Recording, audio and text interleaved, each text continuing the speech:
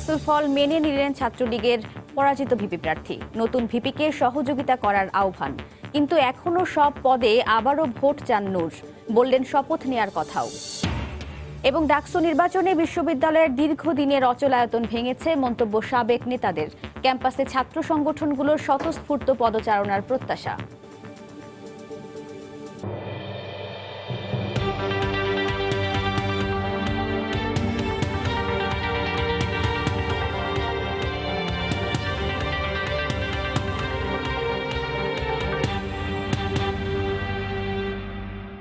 দেখছিলেন শিরোনাম। জনপদের সময়ের সঙ্গে আছে আমি ওয়াহিদা স্বপ্না। ডাকসু নির্বাচনের ফল মেনে নিয়ে নবনির্বাচিত ভিপি নুরুল হক নূরকে সহযোগিতার আশ্বাস দিয়েছেন ছাত্রলীগের পরাজিত প্রার্থী রেজওয়ানুল হক চৌধুরী শোভন। বিকেলে টিএসসিতে নূরের সঙ্গে দেখা করে সবাইকে দায়িত্বশীল আচরণের মাধ্যমে স্বপ্নের ঢাকা বিশ্ববিদ্যালয় গড়ে তুলতে কাজ করার আহ্বান জানান তিনি।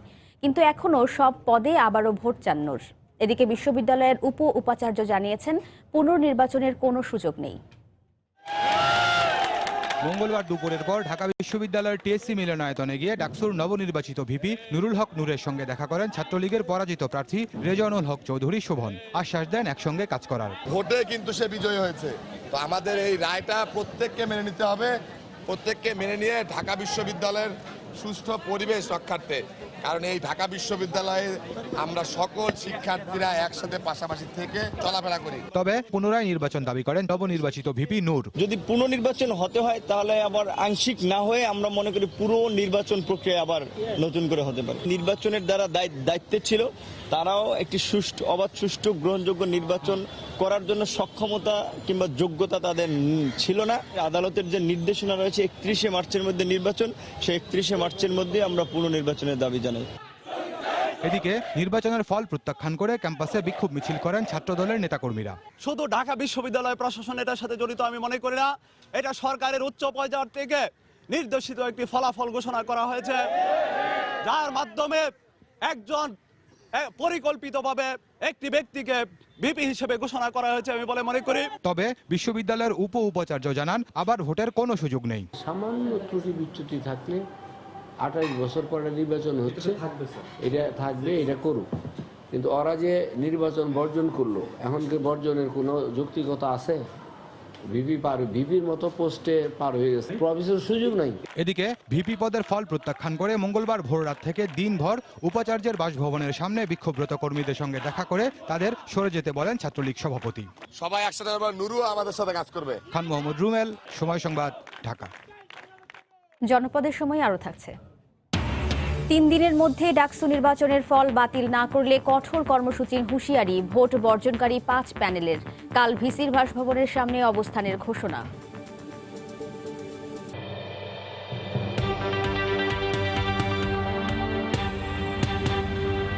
3 দশক পর সচল হতে যাওয়া ডাকসু নিয়ে হল সংসদ নেতাদের ভাবনা সম্পর্কে জানাতে কেন্দ্রীয় ছাত্র সংসদ ভবনের সামনে আছেন রিপোর্টার বেলায়েত হোসেন। সরাসরি যাচ্ছি তার কাছে। ধন্যবাদ স্বপ্না।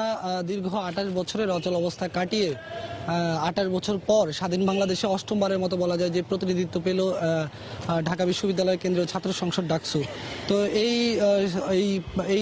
এই ছাত্র সংসদে কেন্দ্রীয় সংসদ ছাড়াও আমরা জানি যে ঢাকা বিশ্ববিদ্যালয়ের যে 18টি হল রয়েছে, 18টি হলে 13টি পদে করে নতুন করে নেতৃত্ব এসেছে। সেই নেতৃত্ব যারা এসেছেন, নেতৃত্বে যারা ভিপি নির্বাচিত হয়েছেন, হল সংসদে যারা জিএস নির্বাচিত হয়েছেন কিংবা অন্যান্য পদে যারা নির্বাচিত হয়েছেন, তারা আসলে আগামী যে মেয়াদে তারা প্রতিনিধিত্ব করবেন শিক্ষার্থীদের, সেই তার মেয়াদ থাকাকালীন সময়ে তিনি আসলে কি ধরনের ভূমিকা রাখতে চান এবং শিক্ষার্থীদের সমস্যাগুলো কতটুকু তারা খুব কাছে থেকে দেখতে চান, সেই বিষয়গুলো একটু নিয়ে আমরা কথা বলবো।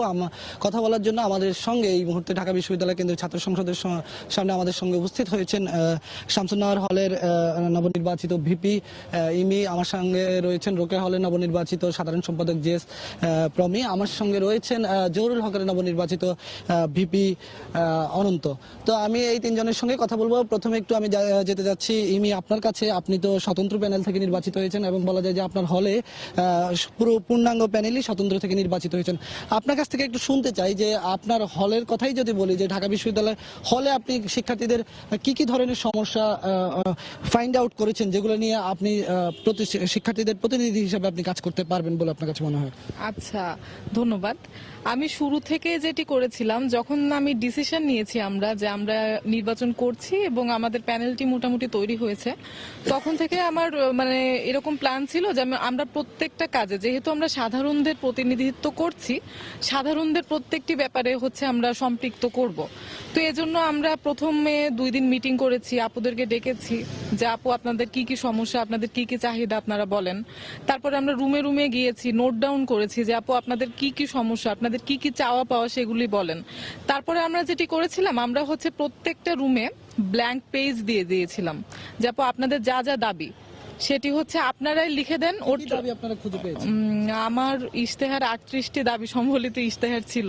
শিক্ষার্থীদের কোন কোন সমস্যাগুলো? আচ্ছা, শামসুন্নার হলের কথা যদি বলি, আমাদের পানি সংকট খুব তীব্র, আমাদের আবাসন সংকট খুব বেশি, আমাদের মাস্টার্স পর্যন্ত আমাদের ডাবলিং করে তারপর আমাদের হল ছাড়তে হয়, এটি খুব মানে কি বলবো দুঃখজনক বিষয়। তারপর আমাদের ডাইনিং ক্যান্টিনের খাবারের মান, অন্যান্য হলের মতো আমাদেরও ডাইনিং ক্যান্টিনের খাবার অত্যন্ত নিম্নমানের। আর আমাদের এক্সট্রা যে সমস্যাটা বহিরাগত গাড়ি পার্কিং এবং বহিরাগত সমস্যাতে আমরা জর্জরিত, এটি অবশ্যই আমরা চাইবো যে এটি আর না থাকুক। এই সমস্যাগুলো কিভাবে সমাধান হবে সেই বিষয়ে আমরা আবার আলোচনা আসবো আপনার কাছে। আমি আপনার কাছে একটু জানতে চাচ্ছি যে আপনার হলে রোকেয়া হল বলা যায় যে ঢাকা বিশ্ববিদ্যালয়ের আলোচিত একটা হল, পরিচিত একটা হল, আবার নির্বাচনের দিনও এই হলটি বিভিন্ন কারণে আলোচিত ছিল। একটু শুনতে চাই যে এই হলে আসলে কি কি ধরনের সমস্যা আপনি ফাইন্ড আউট করেছেন, একটু আপনার মুখ থেকে শুনতে চাই। আচ্ছা, প্রথমেই বলবো যে দীর্ঘ 28 বছর পরে নির্বাচন হলো এবং আমরা একটা কালের সাক্ষী হয়ে রইতে পারলাম, যে কারণে আমি আসলেই খুব গর্ববোধ করি যে আমি রোকেয়া হলের মতো একটা হলে সাধারণ সম্পাদক হিসেবে নির্বাচিত হতে পেরেছি। আর যেটা বলবো দুঃখিত আর যেটা বলবো সেটা হচ্ছে, আমি যখন প্রত্যেকটা রুমে রুমে প্রত্যেকটা মেয়ের কাছে গিয়েছিলাম, তখন আমি বলেছিলাম যে আমি যদি নির্বাচিত না হতে পারি বা আমার প্যানেল যদি নির্বাচিত নাও হতে পারে, তারপরও আমরা আপনাদের সাথে থাকবো। আপনাদের ছিলাম যে কি ধরনের সমস্যা আপনার বলে আপনি আচ্ছা, যে সমস্যাগুলো ছিল সেই সমস্যাগুলোর মধ্যে একটা হচ্ছে আমাদের ভেতরে বিল্ডিংগুলোর মধ্যে একটা আছে এক্সটেনশন বিল্ডিং, ওই বিল্ডিংটার সংস্করণ দরকার। তারপরে ফার্মেসির দরকার, টেইলার্স দরকার, গেস্ট রুমটা, আমাদের যে গেস্ট রুমটা সেই গেস্ট রুমটার সংস্কার দরকার। গেস্ট রুমের অবস্থা খুবই করুণ, ওই গেস্ট রুমের অবস্থার সংস্কার দরকার। তারপরে আমাদের রিডিং রুমটা আরো গোছালো হওয়া দরকার। এই ধরনের সমস্যাগুলোর সমাধান আমরা চাই আসলে। ধন্যবাদ আপনার কাছে। আমি আবারও আসবো। আমি একটু অনন্ত আপনার কাছে যেতে চাচ্ছি যে আমরা দুইজন নারী শিক্ষার্থীর কাছে আসলে শুনলাম যে মেয়েদের হলে আসলে কি ধরনের সমস্যা, একটু আপনার কাছ থেকে শুনতে চাই যে ছেলেদের হলে কি ধরনের সমস্যাগুলো তারা ফেস করছে, একটু আপনার কাছ থেকে। অ্যাকচুয়ালি আসলে মেয়েদের হল আর ছেলেদের হল বললে ভুল হবে, এখানে সব সমস্যাগুলোই প্রায় সেম। আমাদের হলে যে আমরা একটা সাধারণ সভা করেছিলাম, ওইখানে যে সমস্যাগুলো দেখা গেছে মানে সাধারণ ছাত্রদের মতামত নিয়ে আবাসন সংকট আর রিডিং রুমের সম্প্রসারণ, কারণ আমাদের হলে প্রায় 1500-র মতো স্টুডেন্ট আবাসিক, সেই জায়গায় 3টা reading room, extension, main building আর 3 শেড মিলে, কিন্তু খুবই সিট সংকট। এটার সম্প্রসারণ আর মসজিদ, যে মেন বিল্ডিং এর যে মসজিদটা আছে আপনার, ওইটারও সম্প্রসারণ করতে হবে। আর সবচেয়ে বড় সমস্যা হচ্ছে আমাদের হলে জ্যাম, এই বিসি চত্বরের যে রোডটা নীলক্ষেত দিয়ে, ওটা তো আমাদের হলের সামনে দিয়ে গেছে। হল থেকে আমরা কোনো মতেই বের হতে পারি না, দেখা যায় প্রতিদিন আপনার জ্যাম, রিক্সা দিয়ে বের হওয়া যায় না, বাইক নিয়ে বের হওয়া যায় না, হাঁটার জায়গা থাকে না, এটা সবচেয়ে গুরুতর সমস্যা। আর হচ্ছে কি আপনার রিডিং রুম আর মাঠটা সর্বদা সাধারণ ছাত্রদের জন্য উন্মুক্তকরণ, কারণ এখানে বিসিবির খেলা হয় বা বিভিন্ন টুর্নামেন্টের আয়োজন করা হয়ে থাকে আপনার বিশ্ববিদ্যালয়ের যে কেন্দ্রীয় খেলার মাঠের যে আছে ওনাদের অনুমতিক্রমে, কিন্তু এটা যদি করা যায়। আর সর্বোপরি আপনার যে ড্রেনেজ ব্যবস্থা, আমাদের হলে তো পুকুর সাথে অনেক ড্রেনেজ ব্যবস্থা আছে, এগুলোর আর কি উন্নতিকরণ।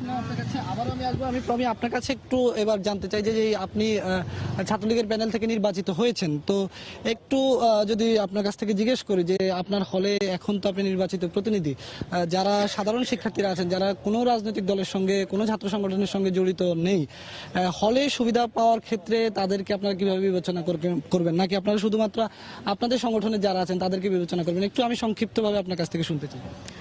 হ্যাঁ, আমি বলবো যে হ্যাঁ, আমি ছাত্রলীগ সংগঠন থেকে মনোনীত ছিলাম এবং নির্বাচিত হয়েছি। তার মানে এই না যে আমি শুধুমাত্র আমার কর্মীদের জন্যই, কর্মী বান্ধব হিসেবে শুধুমাত্র কর্মীদের জন্যই কাজ করব। এখন আমি সাধারণ শিক্ষার্থীদের প্রতিনিধি হিসেবে কাজ করব এবং আমার পাশের রুমের একজন সাধারণ শিক্ষার্থী যে সুবিধা পাবে সে, এবং আমার কর্মী যে সুবিধা পাবে, আমার পাশের রুমের সাধারণ শিক্ষার্থীটাও সেই সুবিধা পাবে, এই প্রতিশ্রুতি আমি দিতে চাচ্ছি। আপনাকে আমি একটু ইমি আপনার কাছে আসতে চাই যে আপনি তো একেবারে স্বতন্ত্র প্যানেল থেকে নির্বাচিত হয়েছেন।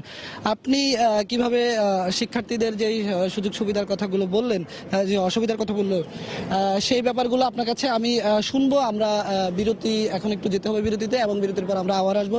স্বপ্না, তো আমরা আবারও কথা বলবো তারা যে সমস্ত সমস্যাগুলোর কথা বলছিলেন, সেই সমস্যাগুলোর সমাধানে তারা কিভাবে হল সংসদে ভূমিকা রাখবেন এবং কেন্দ্রীয় সংসদের সঙ্গে কিভাবে সমন্বয় করবেন সেই বিষয় নিয়ে। তো এই ছিল এখন পর্যন্ত স্বপ্না। ডাকসু নিয়ে হল সংসদ নেতাদের ভাবনা সম্পর্কে জানতে আমরা আবারও চলে যাচ্ছি ঢাকা বিশ্ববিদ্যালয়ে। বিরতির আগে কথা বলছিলাম যে ঢাকা বিশ্ববিদ্যালয়ের যে 18টি হল রয়েছে, সেই হলগুলোতে বিভিন্ন হলে কি ধরনের সমস্যা রয়েছে এবং যারা নির্বাচিত হয়ে এসেছেন তারা নির্বাচনের আগে তারা যেই সমস্যাগুলো তারা ফাইন্ড আউট করেছেন, সেই সমস্যাগুলো নিয়ে আমরা কথা বলছিলাম। তো বিরতির আগে আপনার সঙ্গে একটু কথা বলছিলাম। আপনি যেটা বলছিলেন যে আপনি 38টির মতো সমস্যা আপনি ফাইন্ড আউট করেছেন, সেই সমস্যাগুলোর সমাধানে আসলে কিভাবে কাজ করবেন বলে এখন মনে হয়, কি পরিকল্পনা নিয়েছেন এখন হাতে? ধন্যবাদ।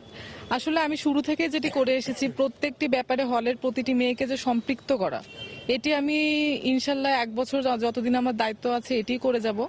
যে এটি আমি ভিপি, আমার দায়িত্ব এরকম না, যে ভোট দিয়েছে দায়িত্বটি তারও। এবং এটি আমাদের ট্যাগলাইনই ছিল যে আমরা স্বতন্ত্র, আমরা সবাই সবার জন্য।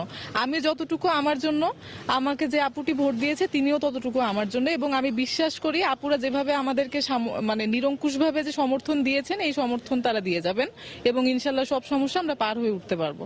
আচ্ছা, আমি একটু অনন্ত আপনার কাছে একটু আসতে চাই যে আপনারা যারা হল সংসদে রয়েছেন, আপনারা তো সরাসরি সিনেটে কিংবা সিনেটে আপনাদের প্রতিনিধিত্ব থাকবে না, যারা কেন্দ্রীয় সংসদে যারা নির্বাচিত হয়েছেন তাদের প্রতিনিধিত্ব থাকবে। সেক্ষেত্রে আপনাদের এই যে সমস্যাগুলোর কথা আপনারা বললেন যে হলের বিভিন্ন ধরনের সমস্যার মুখোমুখি হচ্ছে ছাত্ররা, শিক্ষার্থীরা, সেই সমস্যাগুলোকে সমাধান করতে আপনারা আসলে বিশ্ববিদ্যালয় প্রশাসনের সঙ্গে বোঝাপড়া হল সংসদ থেকে আসলে কতটুকু কার্যকরভাবে করতে পারবেন বলে মনে হয়?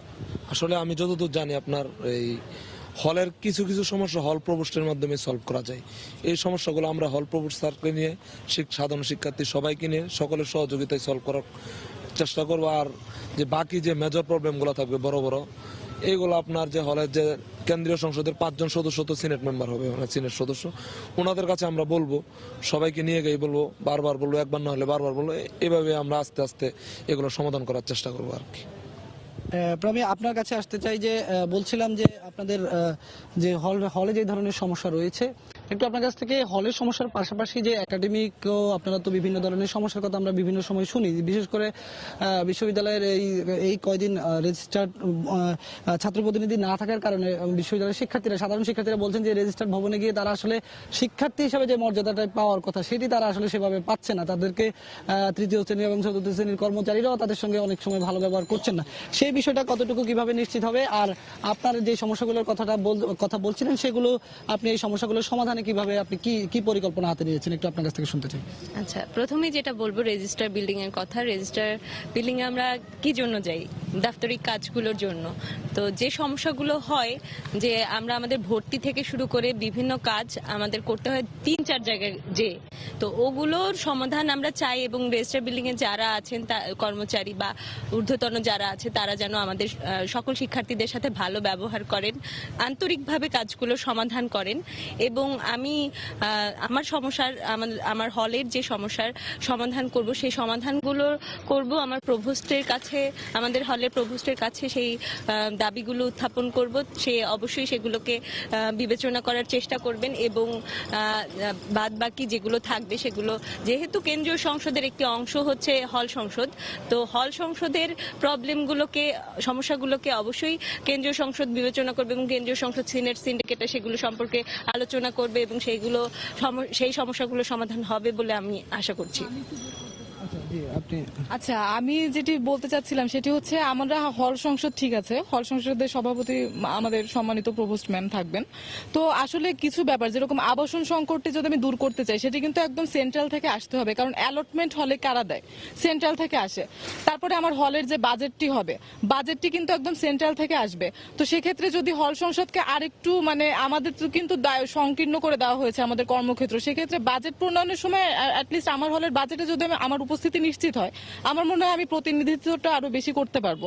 তো এটি আসলে সম্মানিত আমাদের যে মানে ডাকসুর যিনি সভাপতি সম্মানিত উপাচার্য স্যার, ওনার কাছে আমার এটি অনুরোধ থাকবে বিনীতভাবে। আচ্ছা, এই আরেকটি বিষয় একটু প্রমি দুঃখিত, আপনার সঙ্গে একটু বলতে চাই, আপনার কাছে একটু জানতে চাই যে এই যে বিশ্ববিদ্যালয়ের গঠনতন্ত্র সংশোধন নিয়ে আমরা যে কথাগুলো এর আগে শুনছিলাম, ডাকসু নির্বাচনের তফসিলকালীন সময়টাতে আমরা যে শুনছিলাম যে বিশ্ববিদ্যালয়ে শিক্ষার্থীদের প্রতিনিধি নির্বাচিত হলেও যিনি পদাধিকার বলে যিনি সভাপতি হিসাবে নির্বাচিত হয়ে আছেন, তো আসলে তার অসীম ক্ষমতা, বলা হয় যে তার অনেক ক্ষমতা। তো সেক্ষেত্রে ছাত্রদের দাবি দেওয়া কতটুকু এর সঙ্গে আসলে সামঞ্জস্য করা যাবে বলে আপনি মনে করেন?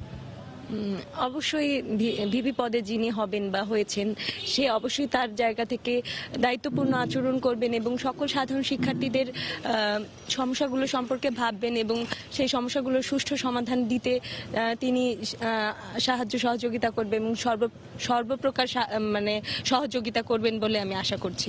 ধন্যবাদ। আমি অনন্ত শেষ একদম সংক্ষিপ্তভাবে আপনার কাছে একটু জানতে চাই যে আপনি ছাত্রলীগের প্যানেল থেকে নির্বাচিত হয়েছেন, আপনার হলে একটু এক বাক্যে শুনতে চাই যে অন্যান্য সাধারণ শিক্ষার্থীরাও কি একেবারে মর্যাদার সঙ্গে একেবারে আপনার মানে চলাফেরা করতে পারবে বা হলে সিট পাবে, বা এই ব্যাপারে কি বলবেন? জি অবশ্যই, যারা ছাত্রলীগ আছে তারা তো অলরেডি অনেকে সিটে আছে, আর সিটের বাইরে আছে, আর যারা ছাত্রলীগ তারা সবাই সিট পাবে এবং সকলের জন্য সমান সুযোগ সুবিধা থাকবে, এখানে কোনো বিভেদ থাকবে না। যেহেতু আমি ছাত্র সংসদের নির্বাচিত বিপি, আমার গ্রুপে ছেলে আছে 200-র মতো, আমি তো ওদের ভোটে নির্বাচিত হই নাই, আমি ভোট পেয়েছি 1285। তো এখানে সবার ভোট আছে, যেহেতু সবার ভোট আছে সবার আমার উপর অধিকার আছে এবং আমি ইনশাল্লাহ সবার অধিকার সুনিশ্চিত করব। ধন্যবাদ। আমরা দর্শক কথা বলছিলাম যে এই আগামী মেয়াদের জন্য যারা ঢাকা বিশ্ববিদ্যালয়ের হল সংসদে নির্বাচিত হয়েছেন এরকম 3 জন প্রতিনিধির সঙ্গে, 3টি হলের প্রতিনিধির সঙ্গে আমরা কথা বলেছি। তাদের পক্ষ থেকে তারা বিভিন্ন ধরনের সমস্যাগুলো চিহ্নিত করেছে এবং সেই সমস্যাগুলো সমাধানে তারা কিভাবে কাজ করবে সেই পরিকল্পনার কথাগুলো আমাদেরকে জানিয়েছে। আমরা প্রত্যাশা করি যে শিক্ষার্থীরা এতদিন পরে যে তাদের প্রতিনিধি পেলেও সেই প্রতিনিধির মাধ্যমে তারা তাদের পূর্ণ অধিকার ফিরে পাবে, সেই প্রত্যাশা রেখে আমরা এই আলোচনা শেষ করছি। ফিরে যাচ্ছি স্টুডিওতে। স্বপ্না। ডাকসু নিয়ে হল সংসদ নেতাদের নানা ভাবনার কথা জানাতে ঢাকা বিশ্ববিদ্যালয় থেকে আবারও আমাদের সঙ্গে যুক্ত হয়েছিলেন রিপোর্টার বিলায়েত হোসেন। জনপদের সময় আরও থাকছে। ঠাকুরগাঁওয়ে বিজিবি গ্রামবাসী সংঘর্ষে 3 জন নিহতের ঘটনায় মামলা নেয়ার নির্দেশ আদালতের। প্রতিবেদন দাখিলের শেষ সময় 11 এপ্রিল।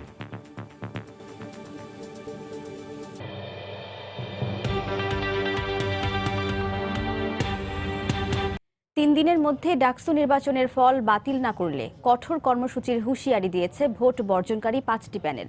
কাল দুপুর 12টায় উপাচার্যের বাসভবনের সামনে অবস্থান নেওয়ার কথাও জানান তারা। নুরুল হক নূরের ভিপি হিসেবে দায়িত্ব নেওয়ার সিদ্ধান্ত ব্যক্তিগত জানিয়ে সাধারণ ছাত্র অধিকার সংরক্ষণ পরিষদের নেতা ফারুক জানিয়েছেন, সংগঠন পরে তাদের সিদ্ধান্ত জানাবে। কর্মসূচি বিচারের দাবিতে এবং পুনর্নির্বাচনের দাবিতে আমরা তো আমাদের কর্মসূচি ঘোষণা করেছি এবং আমাদের নুরুল হক নূর, আপনারা জানেন যে আমি আগেও বলেছি সে কিছুটা অসুস্থ এবং সে যে শপথের যে কথাটা বলেছে এটা আমরা সিদ্ধান্ত নিয়ে আপনাদেরকে পরবর্তীতে জানাবো। 11 মার্চের নির্বাচনটাকে বাতিল করে পুনঃ তফসিল দিতে হবে। যারা নির্বাচন পরিচালনার সঙ্গে যুক্ত ছিল, চিফ রিটার্নিং কর্মকর্তা, উপাচার্য সহ যারাই ছিল তাদেরকে পদত্যাগ করতে হবে এবং এই দাবিতে আমরা আগামীকাল দুপুর 12টায় রাজু ভাস্কর্য থেকে মিছিল নিয়ে যেয়ে আমরা উপাচার্যের কার্যালয়ে অবস্থান করব, তাকে আমাদের বক্তব্য লিখিতভাবে দিব। একই সঙ্গে 3 দিনের আমরা আলটিমেটাম দিব।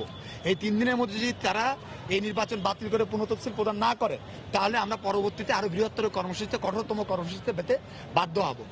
ডাকসু নির্বাচনের মধ্য দিয়ে ঢাকা বিশ্ববিদ্যালয়ের দীর্ঘদিনের অচলায়তন ভেঙেছে বলে মনে করেন ঢাকা বিশ্ববিদ্যালয় কেন্দ্রীয় ছাত্র সংসদের সাবেক নেতারা। তারা বলছেন, এই নির্বাচনের মধ্য দিয়ে ক্যাম্পাসে সব রাজনৈতিক ছাত্র সংগঠনের পদচারণায় উন্মুক্ত হবে গণতান্ত্রিক দ্বার। 1990 সালে ডাকসু নির্বাচনের পর দীর্ঘ 28 বছর পর সোমবার অনুষ্ঠিত হলো বহুল প্রতীক্ষিত ঢাকা বিশ্ববিদ্যালয় কেন্দ্রীয় ছাত্র সংসদ ডাকসু নির্বাচন নিয়ে দিনভর ছিল টানটান উত্তেজনা, ছিল নানা অভিযোগ। এক পর্যায়ে ভোট গ্রহণের শেষের 1 ঘন্টা আগে ছাত্রলীগ ছাড়া বাকি সবগুলো সংগঠন ভোট বর্জনের ঘোষণা দেয়। নির্বাচন বর্জন করলেও সাধারণ ছাত্র অধিকার সংরক্ষণ পরিষদের নুরুল হক নুরু 11,062 ভোট পেয়ে ভিপি নির্বাচিত হয়েছেন। একটি সম্পাদক পদও পায় তারা। বাকি সব পদে জয়লাভ করে ছাত্রলীগের প্রার্থী। ডাকসুর সাবেক নেতারা এই নির্বাচনের ফলাফলকে ইতিবাচক হিসাবে দেখলেও অনিয়মের জন্য বিশ্ববিদ্যালয় কর্তৃপক্ষ দায় এড়াতে পারে না বলেও মন্তব্য করেন।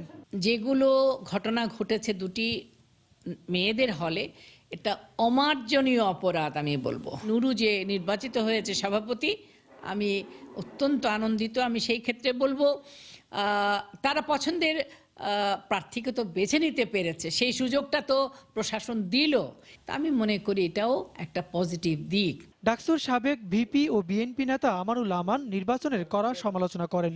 এই নির্বাচন করার মধ্য দিয়ে ঢাকা বিশ্ববিদ্যালয়ের প্রশাসন 52-এর ভাষা আন্দোলন, 62-র শিক্ষা আন্দোলন, 69-এর গণঅভ্যুত্থান, 71-এর মুক্তিযুদ্ধ, 90-এর স্বৈরাচার বিরোধী গণতান্ত্রিক আন্দোলন এর যে গৌরবোজ্জ্বল ইতিহাস ঢাকা বিশ্ববিদ্যালয়ের, এই বিশ্ববিদ্যালয়ের সমস্ত গৌরবোজ্জ্বল ইতিহাসকে গতকালকে নির্বাচনের মধ্য দিয়ে ম্লান করে দেওয়া হয়েছে। ফলাফল যাই হোক, এই নির্বাচনের মধ্য দিয়ে বিশ্ববিদ্যালয় দীর্ঘদিনের অচলায়তন ভেঙেছে বলেও মনে করেন সাবেক জিএস মুস্তাক হোসেন। 18 বছর পরে হয়েছে, এটা অবশ্যই একটা নতুন পরিস্থিতি এবং ছাত্র সংগঠনগুলো সক্রিয় হতে পেরেছে যারা দীর্ঘদিন ক্যাম্পাসে সক্রিয় হতে পারেনি, এবং আশা করি সেটা ব্যাহত হবে না। নির্বাচনের মাধ্যমে সবগুলো গণতান্ত্রিক ছাত্র সংগঠন চাঙ্গা হবে বলে প্রত্যাশা সবার। ওবায়দুল্লাহ মামুন, সময় সংবাদ, ঢাকা। দেখছেন জনপদের সময়। ঠাকুরগাঁওয়ের বহরমপুরে বিজিবি গ্রামবাসী সংঘর্ষে 3 জন নিহতের ঘটনায় গ্রামবাসীর অভিযোগ এজাহারভুক্তের জন্য হরিপুর থানা পুলিশকে নির্দেশ দিয়েছেন আদালত। সকালে হরিপুর আমলি আদালতের বিচারক ফারহানা খান এই আদেশ দেন। পাশাপাশি আগামী 11 এপ্রিলের মধ্যে হরিপুর থানার ভারপ্রাপ্ত কর্মকর্তাকে মামলা সংক্রান্ত প্রতিবেদন জমা দেওয়ারও নির্দেশ দেওয়া হয়। বিজিবির 50 ব্যাটালিয়নের অধিনায়ক লেফটেন্যান্ট কর্নেল তুহিন মোহাম্মদ মাসুদ সহ বিজিবির 7 সদস্যের নাম উল্লেখ এবং অজ্ঞাতদের আসামি করে মামলার আলাদা 3টি লিখিত অভিযোগ আদালতে দাখিল করা হয়। সংঘর্ষে নিহত নবাবের বাবা নজরুল ইসলাম, সাদেকের ভাই বাসেদ ও শিশু জয়নালের বাবা নূর ইসলাম বাদী হয়েছেন। গত 12 ফেব্রুয়ারি বহরমপুর গ্রামে গরু জব্দকে কেন্দ্র করে বিজিবি ও গ্রামবাসীর সংঘর্ষ হয়। এ সময় গুলিবিদ্ধ হয়ে 3 জনের মৃত্যু হয়। এই ঘটনায় নিহত 2 জন সহ 22 জনের নাম উল্লেখ করে 2টি মামলা করে বিজিবি। এ পর্যায়ে শিরোনামগুলো জানিয়ে দিচ্ছি আরেকবার।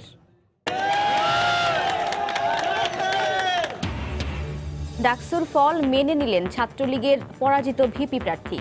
নতুন ভিপিকে সহযোগিতা করার আহ্বান, কিন্তু এখনও সব পদে আবার ভোট চান নূর, বললেন শপথ নেয়ার কথাও। ডাকসু নির্বাচনে বিশ্ববিদ্যালয়ের দীর্ঘদিনের অচলায়তন ভেঙেছে, মন্তব্য সাবেক নেতাদের। ক্যাম্পাসে ছাত্র সংগঠনগুলোর স্বতঃস্ফূর্ত পদচারণার প্রত্যাশা। এবং ঠাকুরগাঁওয়ে বিজিবি গ্রামবাসী সংঘর্ষে 3 জন নিহতের ঘটনায় মামলা নেয়ার নির্দেশ আদালতের। প্রতিবেদন দাখিলের শেষ সময় 11 এপ্রিল।